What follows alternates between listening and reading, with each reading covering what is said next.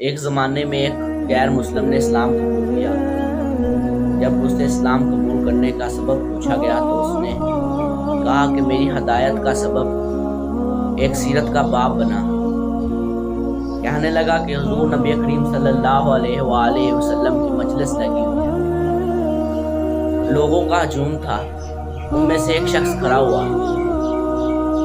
اور کہنے لگا کہ حضور دعا فرما دیجئے کہ میرا بیٹا کئی دنوں سے مل نہیں رہا، وہ مجھے مل جائے۔ قبل اس کے کہ حضور نبی کریم صلی اللہ علیہ وآلہ وسلم ہاتھ بلند کرتے اور اجابت کے در کھل جاتے، وہاں پہ ایک شخص بیٹھا تھا۔ وہ کھڑا ہوا اور کہنے لگا حضور میں ابھی ایک فلاں باغ کے نزدیک سے ہو گیا ہوں، میں نے اس کے بیٹے کو وہاں پر کھیلتے ہوئے دیکھا ہے بچوں کے ساتھ۔ یہ سنتے ہی ایک باپ کہ اس کا بیٹا باغ میں کھیل رہا ہے تو وہ باغ کی طرف جانے لگتا ہے۔ حضور نبی کریم صلی اللہ علیہ وآلہ وسلم اسے رکواتے ہیں تو وہ شخص کہتا ہے کہ حضور آپ جانتے ہیں کہ ایک باپ کے جذبات کیا ہوتے ہیں؟ حضور نبی کریم صلی اللہ علیہ وآلہ وسلم نے فرمایا میں واقف ہوں،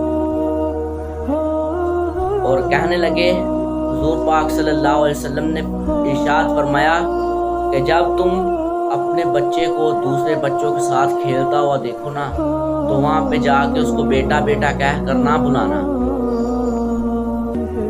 کہیں یہ نہ ہو کہ وہاں پہ کوئی یتیم ہو اور جب تم اس کو بیٹا کہو تو اس کے دل میں یہ خیال آ جائے کاش میرا بھی باپ ہوتا، وہ بھی مجھے بیٹا کہہ کر بلاتا، اور تم تو بچھڑے ہو، کئی دنوں سے ملے نہیں ہو، اور تیرے الفاظ میں کیا ہی نرمی ہوگی، تو اس سے ایک یتیم پر کیا گزرے گی۔